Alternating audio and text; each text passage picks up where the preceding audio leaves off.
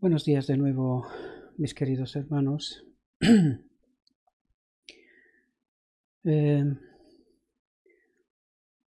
Hoy vamos a traer otra pieza de ese gran puzzle que estamos intentando montar. Y de nuevo en esta mañana os quiero traer unos textos, hacer una reflexión más larga, casi como una exposición, porque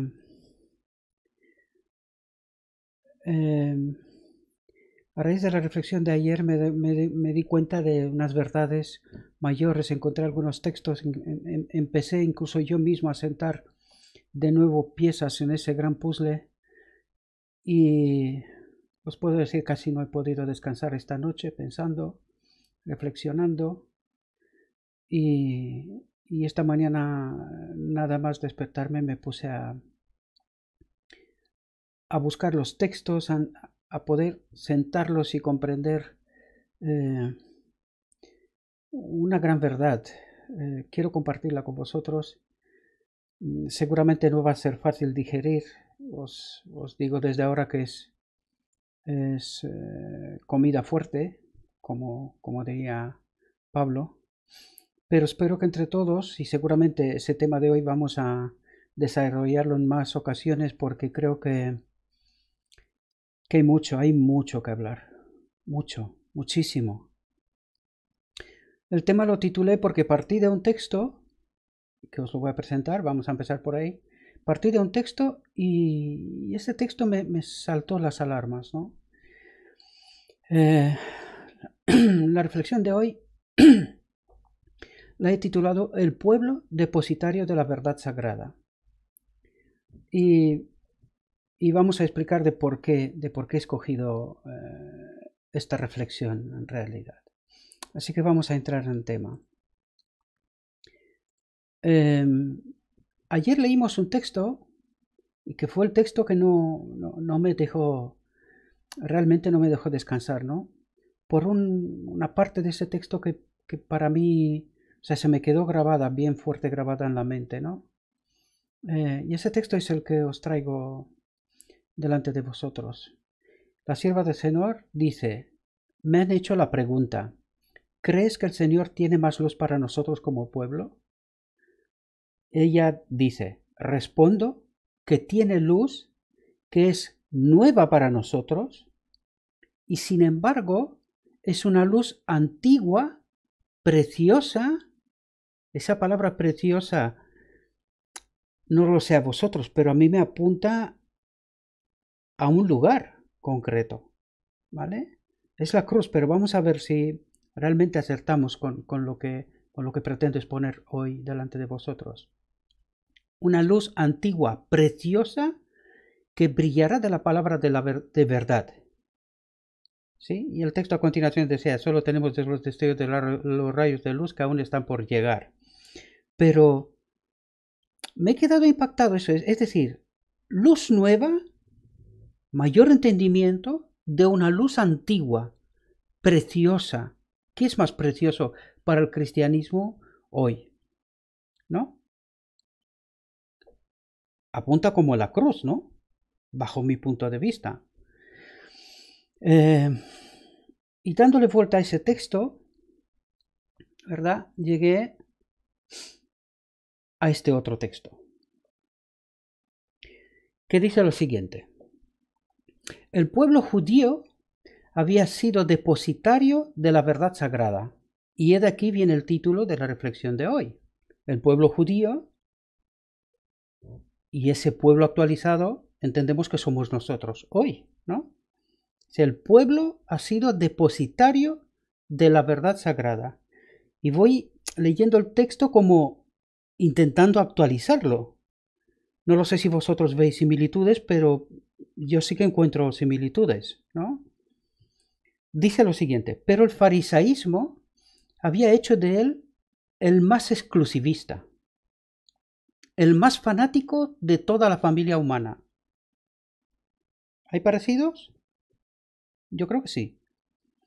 Todo lo que se refería a los sacerdotes y príncipes, sus atavios, sus costumbres, ceremonias, tradiciones, los incapacitaba para ser la luz del mundo.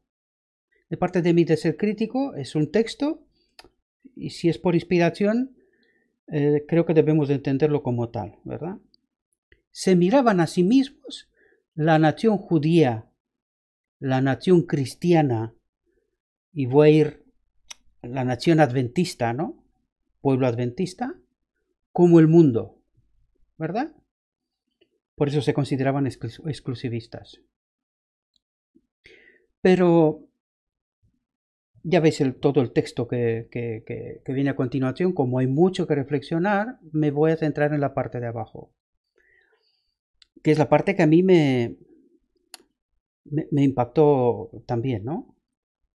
Veis que todo lo que os he revelado acerca de mí es Cristo, el que antes de subir al cielo, antes de dejar a sus discípulos, voy a leer el texto porque quizás es mejor, ¿no? Antes de dejar a sus discípulos, Cristo presentó claramente la naturaleza de su reino.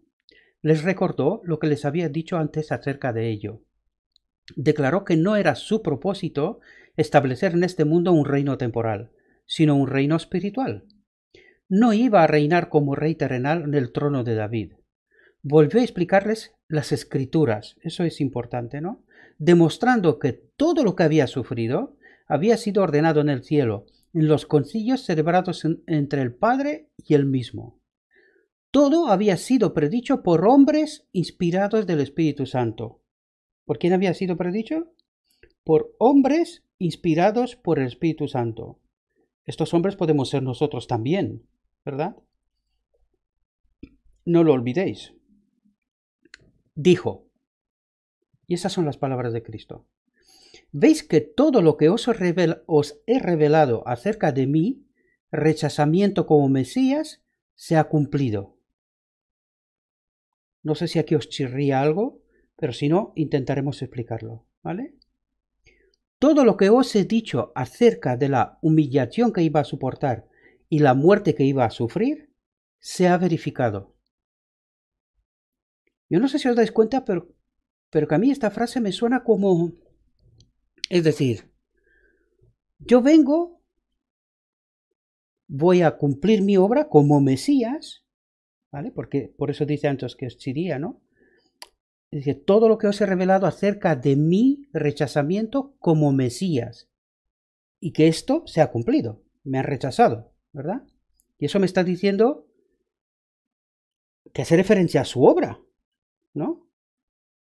Y luego dice, todo lo que se ha dicho acerca de la humillación que iba a soportar y la muerte que iba a sufrir, se ha verificado.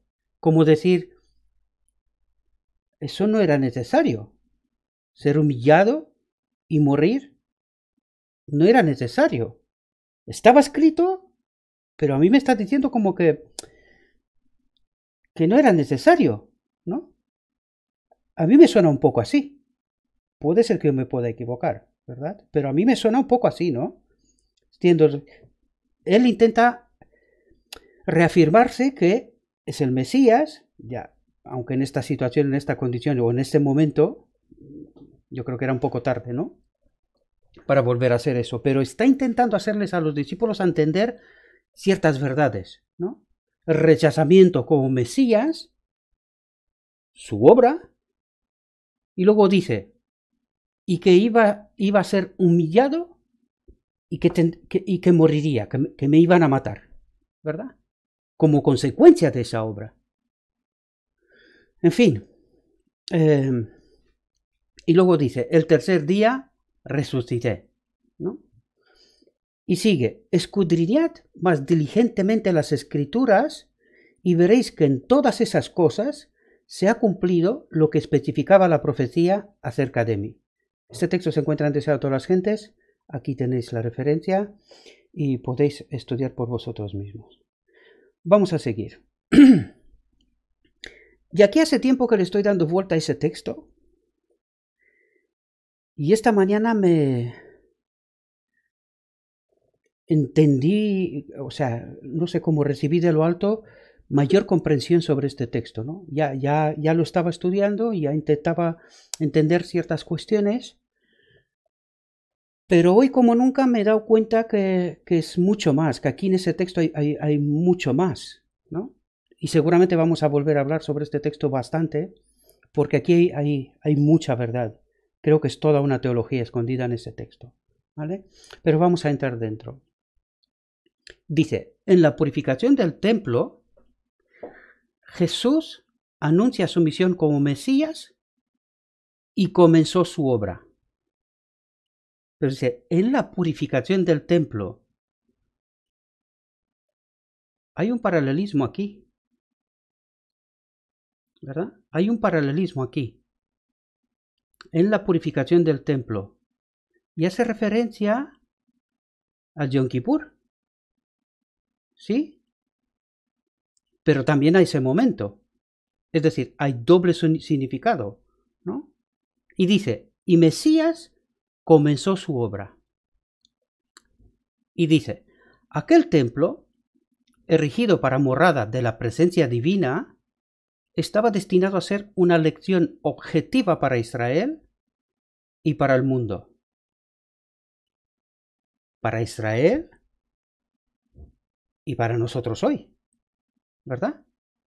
Porque dice para el mundo. ¿Qué mundo? Si el templo lo tenían los judíos en su tiempo y el mundo para nosotros. Es decir, hay una lección objetiva para ellos, pero para nosotros también, ¿verdad? Y fijaos, desde las edades eternas había sido el propósito de Dios que todo ser creado, aquí nos da respuestas a otros textos que leímos en reflexiones anteriores, ¿verdad? Que todo ser creado, desde el resplandeciente y santo serafín hasta el hombre, fuese un templo para que en él habitase el Creador. ¿Habitase quién en él? El Creador. ¿Os acordáis de Cristo con quién hizo toda la obra? ¿Con qué poder? ¿Recordáis? Bien, si dijimos que Cristo vino como humano y actuó sobre la tierra como un segundo Adán, ¿verdad? Pero en él dice que el deseo era que el Creador habitase en él. ¿Quién es el Creador? ¿No es Jesús? ¿Y cómo puede habitar Jesús en Jesús? Quedémonos con este pensamiento, ¿verdad? Porque aquí creo que todavía hay algo más escondido, ¿verdad? Si Jesús humano era Jesús, ¿cómo puede ser el Creador habitar Jesús? Quedémonos con ese pensamiento. Fijaos, a causa del pecado, la humanidad había dejado de ser templo de Dios. Dice, la humanidad había dejado de ser templo de Dios. ¿Cuándo fue la humanidad templo de Dios? Solo hay un momento que eso puede ser verdad. Adán. La humanidad que estaba escondida en Adán. ¿Y cuándo dejó la humanidad de ser templo de Dios? Cuando el Espíritu de Dios, ¿verdad?, se apartó de Adán después de pecar. A partir de ese momento él ya deja de ser un templo para Dios, para reflejar a Dios. ¿Os dais cuenta cuántas cosas están escondidas en ese texto? Y todavía no hemos acabado. Ensombrecido y contaminado por el pecado, el corazón del hombre no revelaba la gloria del ser divino. Pero por la encarnación del Hijo de Dios se cumple el propósito del cielo. Fijaos, dice, ensombrecido y contaminado por el pecado, el corazón del hombre no revelaba la gloria del ser divino. ¿Dónde estaba escondido el pecado? ¿Dónde se colocaba el pecado? Me refiero al santuario, ¿vale? Porque ahora, con ese texto podemos entender claramente que es un doble entendimiento en ese texto. Hace referencia al santuario, ¿verdad? Porque cuando dice el propósito de Dios era que vivan templos, desde el serafín hasta el hombre, ¿vale? Cuando entendemos qué es lo que reflejaba el santuario, luego lo vamos a ver, entraremos, me adelanto un poco, ¿no? Pero me adelanto precisamente para que podáis entender este asunto, ¿no? Cuando nosotros depositamos el pecado, ¿dónde estaba depositado? En el lugar santo, ¿no? El sacrificio, el cordero, el pecado estaba depositado sobre el lugar santo, ¿no? Y eso es lo que está intentando decir aquí. Ensombrecido y contaminado por el pecado, el corazón del hombre no revelaba la gloria del ser divino en el templo, ¿no? Pero por la encarnación del Hijo de Dios se cumple el propósito del cielo. Dios mora en la humanidad y mediante la gracia salvadora, el corazón del hombre vuelve a ser su templo. ¡Ay! Eso tiene que hablar de el lugar santísimo, ¿verdad? Jesús, la encarnación, tiene que ver con el lugar santísimo. ¿Sí? Al menos eso es lo que me está diciendo a mí aquí. Dios mora en la humanidad y mediante la gracia salvadora, el corazón del hombre vuelve a ser su templo. Dios quería que el templo de Jerusalén fuese un testimonio continuo del alto destino ofrecido a cada alma. ¿Os dais cuenta? El santuario es la representación de nosotros. Bueno, también de Cristo. Vais a ver que aquí hay toda una teología escondida.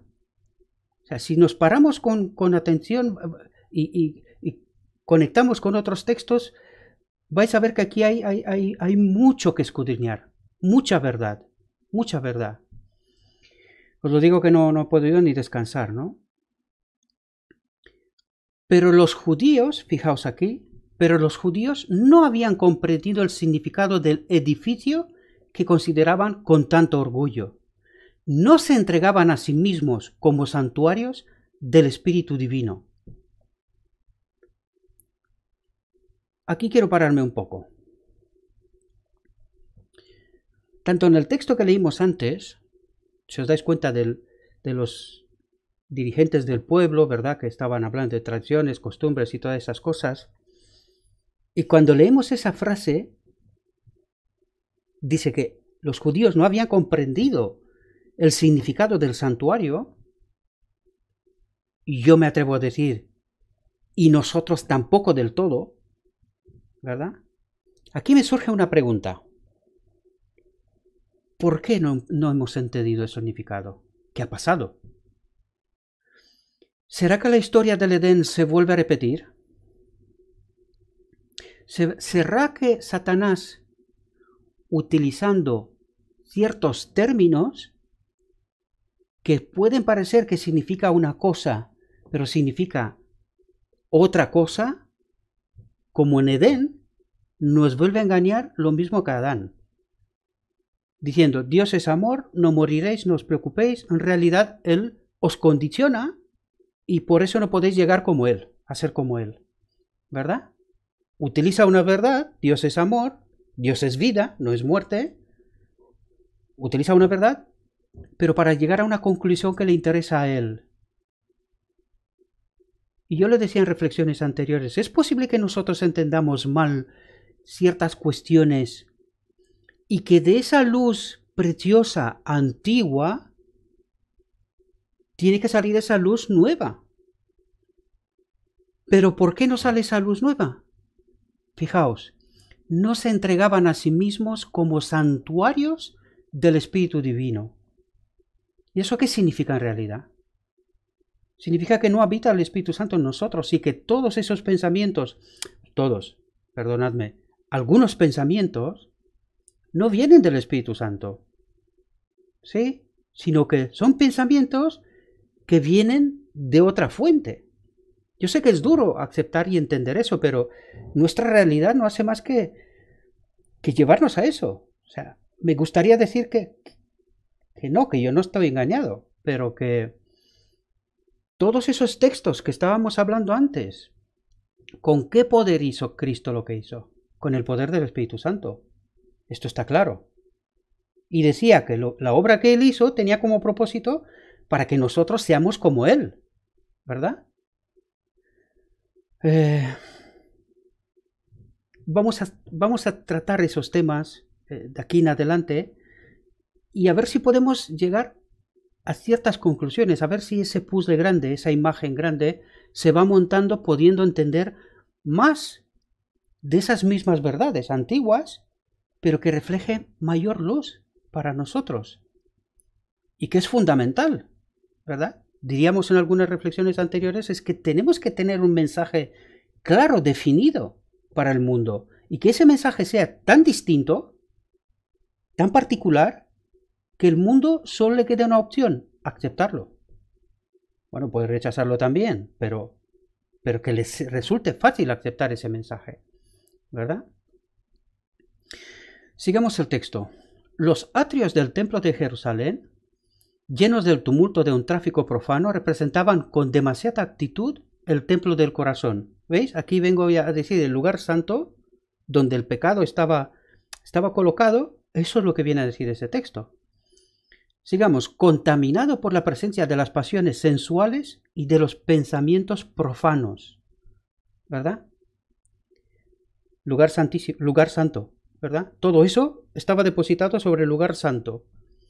Al limpiar el templo de los compradores y vendedores mundanales, ¿sí? Ese es el acto de aquel instante, Jesús, pero tiene doble significado, ¿sí? Jesús anunció su misión de limpiar el corazón de la contaminación del pecado.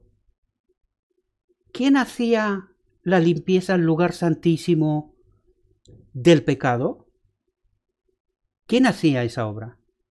El sumo sacerdote. ¿Y quién es el sumo sacerdote? Es Jesús. ¿Os dais cuenta quién tiene que hacer la limpieza dentro de nosotros, en el templo, ¿no? Para que el lugar, para que la unión de lo divino y lo humano, para que el Espíritu Santo pueda habitar aquí. ¿Quién hace esta obra? ¿Os dais cuenta? Lo está diciendo el texto. Jesús anunció su misión de limpiar el corazón de la contaminación del pecado, de los deseos terrenales, de las concupiscencias egoístas, de los malos hábitos que corrompen el alma. ¿Os dais cuenta? Es la solución. Es la solución. Es decir, en el lugar santísimo tiene lugar una obra específica. Y esa obra no es más que la unión, o sea, la restauración de Adán. En el lugar santísimo tiene lugar la restauración de Adán, ¿verdad? Luego vamos a ver cuál es su obra. Lo dice aquí en el texto también, pero vamos a ver otro texto también, ¿no? Para poder ampliar todavía más.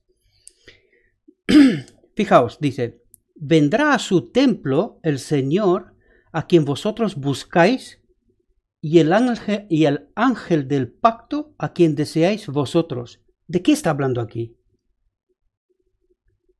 Está hablando de esta unión que tiene lugar en el lugar santísimo. No sé si os dais cuenta del paralelismo que tiene este texto con toda la obra del santuario.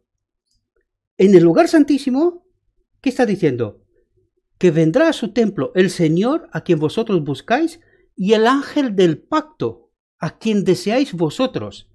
¿Os acordáis que después de echarlo del Edén a Adán, Adán volvía a la puerta del Edén pidiéndole a Dios esa reconexión en realidad? De eso estaba hablando. Por eso está diciendo, ¿a quién deseáis vosotros? ¿A quién deseamos nosotros?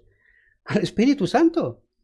Somos conscientes que no lo tenemos y que lo necesitamos, que sin Él no podemos vivir, no podemos tener ese carácter, no podemos vivir una vida intachable, no podemos glorificar a nuestro Dios. ¿Sí? He aquí viene, ha dicho Jehová de los ejércitos, ¿y quién podrá sufrir el tiempo de su venida? ¿A dónde hace referencia? Aquel pueblo, aquel remanente que estará de pie cuando Cristo venga. Dice, pero ¿quién sufrirá el tiempo de su venida si no estás sellado, si el Espíritu Santo no habita en ti? ¿Podrás aguantar su presencia? Sabemos que el pecado y la presencia de Dios en el mismo tiempo no puede ser. No puede ser, ¿verdad? ¿O quién podrá estar cuando Él se mostrará? Hablando de lo mismo. Porque dice, porque Él es como fuego purificador y como jabón de lavadores. y sentarse ha para afinar y limpiar la plata, porque limpiará los hijos de Levi, los afinará como a oro y como a plata. Obra del lugar santísimo. Es la obra del lugar santísimo, es la obra de reconexión de Adán con el Espíritu Santo, de lo divino y lo humano, que tantos textos nos habla de eso y tanto dolor de cabeza me ha dado, porque no es fácil entender eso. No lo es, pero ahora cuando me he encontrado con ese texto, lo digo de verdad, ni he podido descansar, estando reflexionando y estoy saltando por los aires, os lo digo de verdad, cuando entiendo todo eso. Sigamos el texto. ¿No sabéis que sois templo de Dios y que el Espíritu de Dios mora en vosotros? ¿Sí? Pero hay que entender, ¿mora ahora en nosotros? ¿Sí? ¿Estamos sellados? Todavía no. Todavía no. Si alguno violare el templo de Dios, Dios destruirá al tal, porque el templo de Dios, el cual sois vosotros, santo es. Eso apunta que una vez que estemos sellados, no pecaremos más. Y si, entendedme, si ocurriría, seríamos destruidos, moriríamos. Ahora sí, moriríamos. Ya no hay más tiempo de gracia, ya no hay más nada que entender. Si no has entendido, hasta este momento, no has entendido la gran obra de Dios, ya no hay más tiempo. ¿Verdad? Dice, ningún hombre puede de por sí echar las malas huestes que se han posesionado del corazón. Solo Cristo puede purificar el templo del alma, pero no forzará la entrada. Fijaos, la obra que tiene lugar en el lugar santo. Solo Cristo, solo el sumo sacerdote puede hacer esa obra. Solo Él. No nosotros. Pero aquí viene como al ángel de la Odisea, dice, pero no forzará la entrada. Yo estoy en la puerta y llamo. ¿Os dais cuenta? Yo estoy en la puerta y llamo. No viene a los corazones como antaños a su templo, sino que dice, he aquí, yo estoy a la puerta y llamo. Si alguno oyere mi voz y abriere la puerta, entraré a él. Es decir, aquí hay un acto de aceptación. Y pensad qué es lo que pasaba, la preparación que el pueblo judío tenía hasta el día de Yom Kippur. Y qué pasaba con aquellos que no aceptaban, que no asumían esa obra. Estaban echados fuera del templo, ¿verdad? Por lo tanto, aquí implica una aceptación, un entendimiento primero de qué es lo que está haciendo Dios, pero también una aceptación. Sin mi voluntad, esa obra no puede tener lugar, ¿verdad? Dice, y aquí yo estoy a la puerta y llamo. Si alguno oyere mi voz y abriere la puerta, entraré a él. ¿Qué dice? Si alguno oyere mi voz y abriere la puerta, entraré a él. Es tan sencillo. Pero lo que no es sencillo, entender esa obra. Esa obra no nos resulta tan sencilla, ¿verdad? Nos ha costado tanto, nos cuesta tanto entenderlo. Dice, Él vendrá no solamente por un día. ¿Qué quiere decir solamente por un día? El Yom Kippur era una vez, en un día, para todo el pueblo. Todos de una vez, no cada uno según... Apunto eso porque eso es lo que creemos ahora. Que poco a poco cada uno alcanza la santidad. Falso. Por eso está diciendo aquí, Él vendrá no solamente por un día. ¿Sí?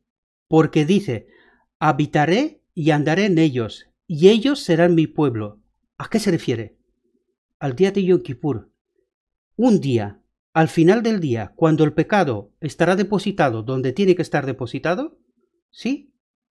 A partir de ese momento, la conexión, la restauración de Adán, en el segundo Adán se cumple eso. Él es como ejemplo, lo vamos a ver en otros textos también, porque ahora, como un tumulto de textos que me vienen a la mente, de tanto tiempo estudiando y intentando comprender todo eso. Pero quiere decir que en un solo día, Él vendrá y hará esa conexión. Y a partir de ese momento, está hablando de sellamiento en realidad. ¿Sabéis? Eso es lo que pasaba en el último momento. Eso es lo que va a pasar en el último momento. Vamos a estar sellados y a partir de ese momento no pecaremos. Esa es la obra del santuario, que no entendieron los judíos y yo creo que nosotros tampoco. ¿Verdad? Y habrá que hacerse claramente la pregunta, ¿cómo hemos llegado a entender lo que estamos entendiendo? No quiero decir que todo está mal, ni mucho menos. Pero ¿por qué estamos tan condicionados? ¿Por qué no hemos entendido esas cosas hasta ahora? Hay una influencia maligna, eso está claro. Estaba pensando yo, si realmente yo quisiera que el pueblo de Dios no alcance en esa condición que Dios espera de nosotros, ¿qué tocaría?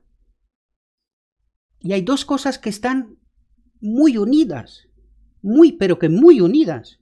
El santuario y la obra del Mesías. Si no entiendes esas dos cosas, el pueblo de Dios tiene un problema. ¿Verdad? Pues eso tocaría yo. Aquí intentaría yo tocar lo mismo que en Edén. A Adán tocaría lo fundamental. ¿Y qué era lo fundamental para Adán? La conexión con Dios. ¿Verdad? Y en el momento que Adán decide desconfiar de Dios, ¿qué ocurre? Se rompe esa conexión. ¿Verdad? ¿Y cuándo se vuelve a tener la conexión? En el día de Yom Kippur. Ahora lo entendemos. Y para el pueblo final, cuando vamos a estar sellados. Pero podemos estar sellados sin entender esas verdades. ¿Os dais cuenta lo fundamentales que son para nosotros? Ay, perdonadme porque estoy exaltando, pero es que cuando he visto ese cuadro yo mismo explicando del puzzle y a la hora de montarlo, empecé a entenderlo. Más todavía. Más todavía. Sigamos. Él sujetará nuestras iniquidades y echará en los profundos de la mar todos nuestros pecados. Se han olvidado. Todo esto ya es pasado, es historia, nada más. Dice, su presencia limpiará y santificará el alma de manera que pueda ser un templo santo para el Señor y una morada de Dios en virtud del Espíritu. La conexión de Adán que tanto deseaba y tanto pedimos nosotros. Eso es lo que está diciendo. De eso nos está hablando el texto, queridos hermanos. Vamos a seguir. Hay algún otro texto más.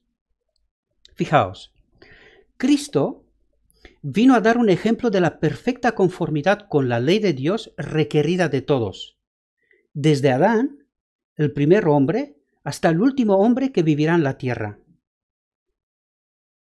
Pero solo podemos cumplir esa perfección cuando estaremos reconectados. Antes no podemos. Esto es imposible. Hasta que no se cumple el día de Yom Kippur, no podemos. ¿Pero eso significa que somos libres a pecar? Pues no sé, pensadlo bien. ¿Sí? ¿Qué es lo que nos está diciendo el texto? Cristo vino a dar un ejemplo de la perfecta conformidad con la ley de Dios requerida de todos. Esta es su obra. Esa es la obra del Mesías. Él vino a restaurar lo que Satanás dijo, que el hombre no puede guardar la ley. Claro, otra vez verdades y mentiras. El hombre, conectado con el Espíritu Santo, con la divinidad, puede reflejar perfectamente el carácter de Dios. Esa es la obra del Mesías, el segundo Adán, ¿verdad? Pero hasta que esto no ocurre, eso no puede ser, ¿verdad? Por lo tanto, debemos de entender que tenemos que obedecer la ley. Tenemos que obedecer la ley. Procurar hacerlo. Pablo lo está diciendo. Si nos equivocamos, porque el pecado es una decisión, es una elección. Si nos equivocamos, abogado tenemos. Recurrimos a Cristo, ¿verdad? Pero tiene que ser un error el pecado, no una constante. Por lo tanto, entendemos y ahora sí asumimos que la ley es buena. La ley es buena y puede ser guardada si estamos conectados con Dios, ¿verdad? Cristo declaró que su misión no era destruir la ley, sino cumplirla en completa y completa obediencia, que es como reflejaba el carácter de su Dios Adán antes de pecar, ¿no? Viviendo en completa obediencia, pero sin hacer ningún esfuerzo. Estaba en su naturaleza, fue creado así. De esa manera magnificó la ley y la hizo honrada. En su vida reveló su naturaleza espiritual. A la vista de los seres celestiales, de los mundos sin caer y de un mundo desobediente, ingrato y profano, cumplió los principios de la ley. Él vino a demostrar el hecho de que la humanidad, aliada por la fe viva a la divinidad, puede guardar todos los mandamientos de Dios. ¿Lo entendemos? Ay, tanto nos ha costado, tanto me ha costado. Yo me refiero a mí, cada uno tiene que asumir lo suyo. Como siempre digo, tenemos que estudiar por nosotros eso y tenemos que tener nuestra propia convicción. ¿Sí? Él vino a hacer claro el carácter inmutable de la ley, para declarar que la desobediencia y la transgresión nunca pueden ser recompensados con la vida eterna. Él vino, y cuando dice aquí, es que si no estamos sellados, la transgresión nunca puede ser recompensada con la vida eterna. Sin el sellamiento, sin la conexión, ¿verdad? Lo divino y lo humano, no entraremos en el reino. Él vino como hombre a la humanidad, para que su humanidad pudiera tocar a la humanidad, es decir, volver a restaurar la humanidad, ¿verdad? Mientras que la divinidad se apoderó del trono de Dios, vivió en obediencia con la ayuda del Espíritu Santo, ¿sí? Pero en ningún caso vino a disminuir la obligación de los hombres de ser perfectamente obedientes. Es decir, tenemos que buscar como Adán, a la puerta del Edén, pedirle, necesitamos estar de nuevo conectados con nuestro Dios. Eso es una búsqueda que es nuestra labor.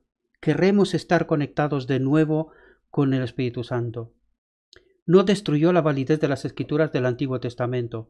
Él cumplió lo predicho por Dios mismo. Él vino no para liberar a los hombres de esa ley, sino para abrir un camino para el cual pudieran obedecer esa ley y enseñar a otros a hacer lo mismo. ¿Entendemos? Espero que podamos entender ese mensaje, queridos hermanos. Es un mensaje duro, muy potente. Hay mucho más todavía que no he tocado. Hay más cosas que quizás no hemos entendido del todo bien, ¿verdad? Todavía hay mucha teología. Si os dais cuenta, es solo un pequeño texto. Es solo un pequeño texto, pero nos está hablando de toda la obra del Mesías, del santuario, del final del tiempo, de la reconexión del hombre. Tantas cosas. Vamos a tener que hablar todavía mucho más que de eso. ¿Vale? Gracias por aguantarme tanto. Esto es casi un sermón y han pasado 40 minutos, pero no es fácil explicar todas estas cosas y más tiempo que va a requerir todavía, ¿verdad?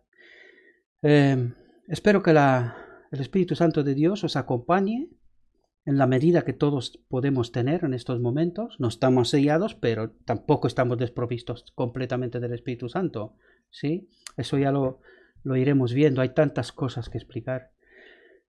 Poco a poco entenderemos muchas más verdades. Y agradezco a Dios y al Espíritu Santo que me ayuda a comprender todas esas cosas, ¿vale? Espero vuestros comentarios, vuestros aportes. Y en esta ocasión no he puesto la última diapositiva. Si consideráis que es un mensaje que vale la pena compartirlo y que todos los cercanos vuestros pues lo lleguen a conocer, pues compartir. Y si creéis que no vale la pena compartirlos, pues sois libres de no hacerlo. ¿Vale? Que el Espíritu de Dios os acompañe en vuestro estudio, en vuestro análisis. No confiad en lo que yo digo, por favor. Estudiar por vosotros mismos. Intentad comprender esas grandes verdades. Si no entendéis con solamente esa reflexión, hay unas cuantas reflexiones atrás también que son textos que os pueden ayudar. Lo digo para poder entender ese cuadro amplio, ¿verdad? Y más reflexiones que van a venir y que me gustaría que las podáis seguir, porque de esa manera seguramente vosotros aportáis, entendéis cosas, porque tenemos que estar todos llenos del mismo espíritu. No puede haber varios entendimientos, tiene que ser un solo entendimiento, ¿verdad? Y quiero decir que esa luz que estamos contemplando, no sé si os dais cuenta, pero está 1880 o 1898 está ese texto. O sea, lleva tanto tiempo y eso solo quiere decir una cosa. La verdad es antigua, pero es nueva a la vez. ¿Verdad? Creo, sinceramente creo, porque Dios mismo está preparando ese pueblo final. Y esa es la clave. Tiene que haber un pueblo final. Dios tiene que venir y recoger un pueblo que conoce a su Dios. Viene a recoger la novia, capítulo 19 del Apocalipsis. Hay mucho que hablar, hay mucho que hablar. Él viene a recoger a su novia, pero la novia tiene que conocer a su novio. Y eso es lo que estamos haciendo, intentando conocer a nuestro novio y aceptarlo como él es.